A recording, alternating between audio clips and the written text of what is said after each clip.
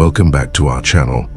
According to the Bible, Adam and Eve are considered the first human beings, and they had 3 sons, Cain, Abel, and Seth.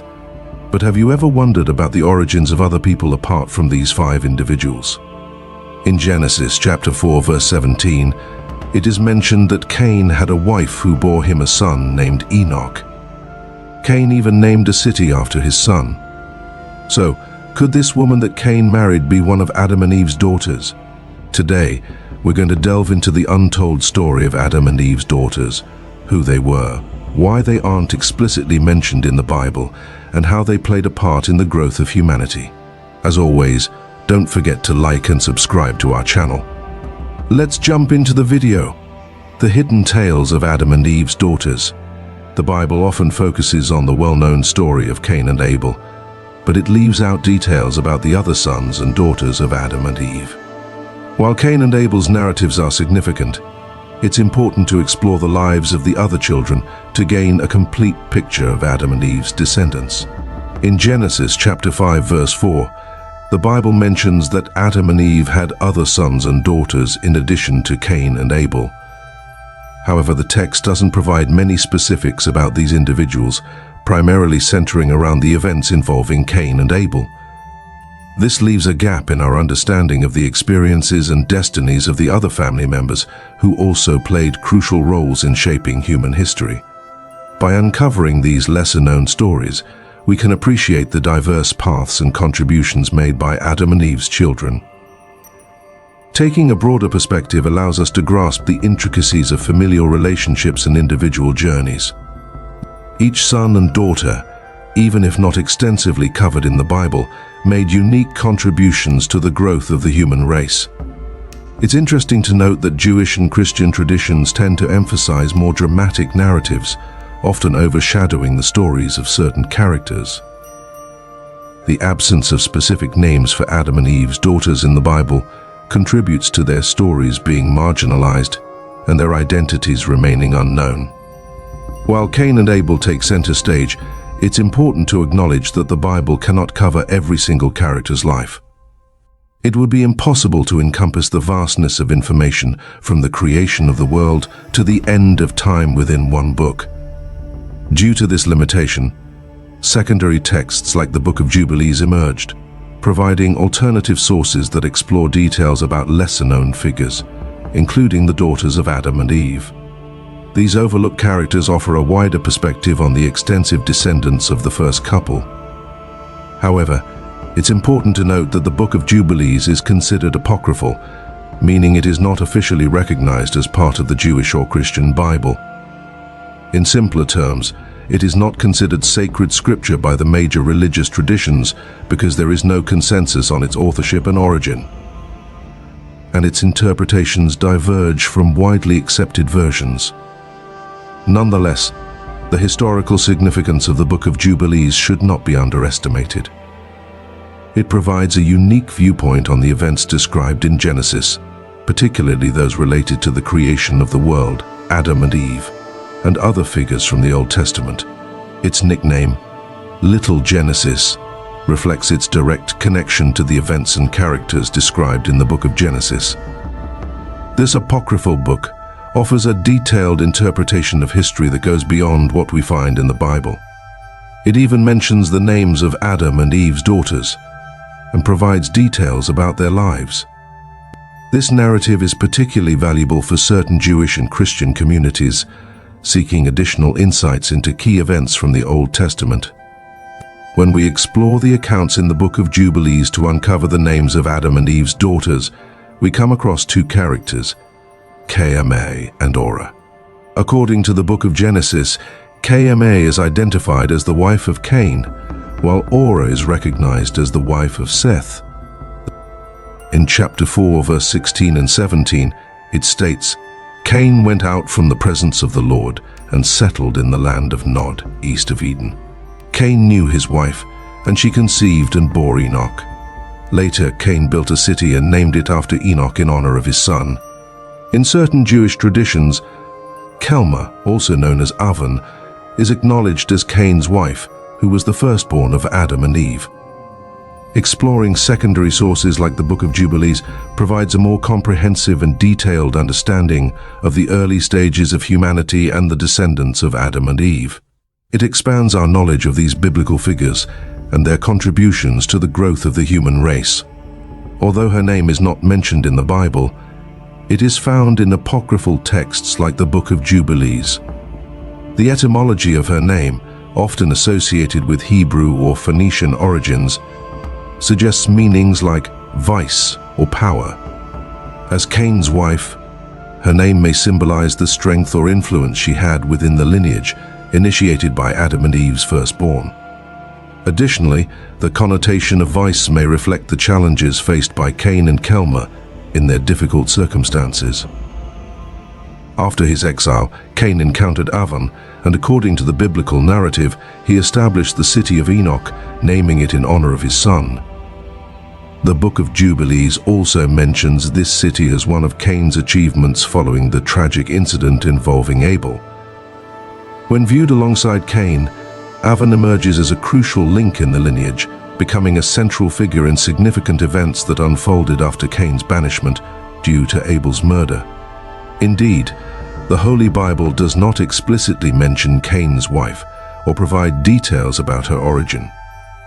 When we examine the events in Genesis leading up to Cain's banishment and his encounter with the mentioned woman, only a few characters are mentioned, such as Adam, Eve, and their sons Abel and Seth. However, it's important to consider that by the time Cain joined with An, the earth was already populated with more than just 5 individuals, including women other than Eve. Some suggestions propose that Cain's wife could have been his niece, the daughter of Seth. This idea is based on the significant time gap between Cain's exile in the land of Nod and his encounter with An.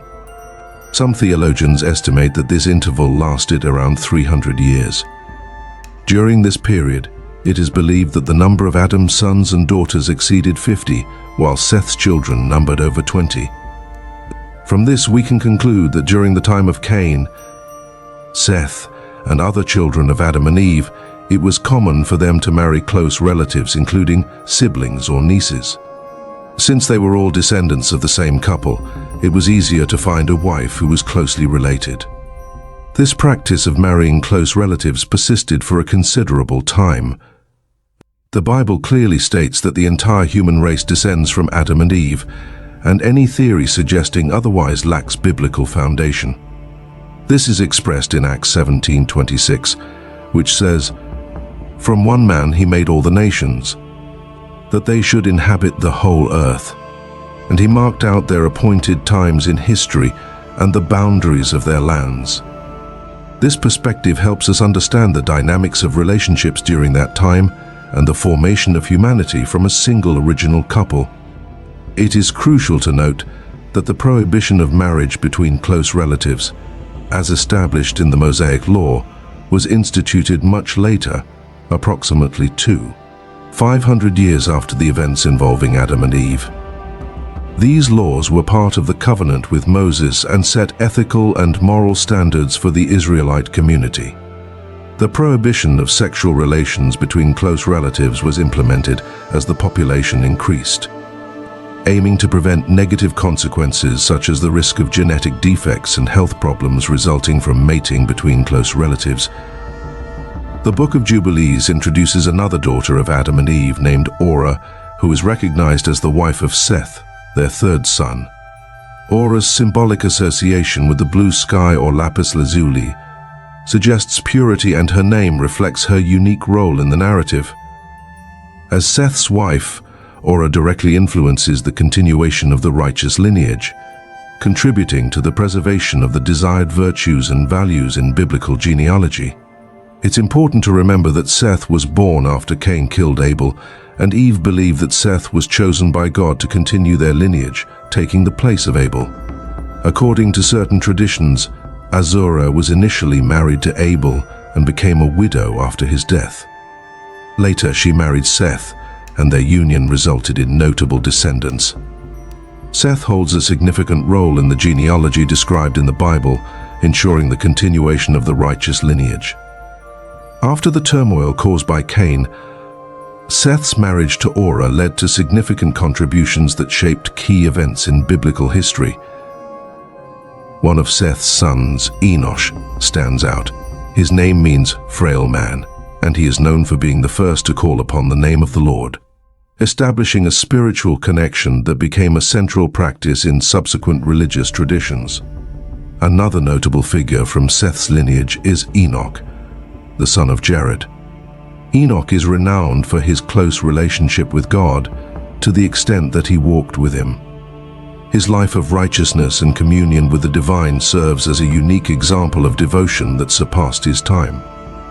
As a result, Enoch was one of the few individuals who did not experience death but was taken up to God. However, one of the most remarkable contributions from Seth's lineage is Noah, who built the ark during the flood. Noah, the son of Lamech and a descendant of Seth, was chosen by God to preserve humanity and the diversity of creatures during the worldwide cataclysm. His obedience and faith, as depicted in the flood narrative, highlight the significance of Seth's lineage in fulfilling God's plans for the redemption of humanity. Each individual within this lineage played a crucial role in shaping the human legacy and upholding faith and justice in the face of challenges encountered in their respective generations. Religious traditions, particularly when contrasting the lineages of Cain and Abel with Seth and Orah, offer an intriguing duality in the human condition, expressed through moral and spiritual choices. Cain, as the firstborn of Adam and Eve, embodies a trajectory marked by choices that reflect human failure. In contrast, the lineage of Seth and Orah presents a narrative of moral and spiritual choices more aligned with the divine will. These two lineages, despite their notable differences, hold significance and reflect the inherent duality of the human condition, where moral and spiritual choices shape the destiny of future generations. It's important to note that the Book of Jubilees is considered apocryphal and is not officially recognized by major religious traditions, including Judaism and Christianity. The information regarding the daughters of Adam and Eve may vary depending on different interpretations and religious beliefs. In Islamic tradition, for example, there is a unique interpretation. It suggests that both Cain and Abel had twin sisters who became their respective wives as they grew older. According to the Book of Generations, their names were Balbir and Kalman. These sisters played a role in the discontent that led to conflict between the brothers, as Cain was dissatisfied with his partner. These conflicts escalated and ultimately resulted in Cain killing Abel. However, this topic can be explored further in another discussion. Now I would like to hear from you. Were you aware that Adam and Eve had daughters? Do you believe the information presented in the Book of Jubilees is true? Please share your opinions in the comments section, and don't forget to subscribe to our channel, leave a like, and click on one of the videos that will appear on the screen to continue watching. May God bless you, and see you soon.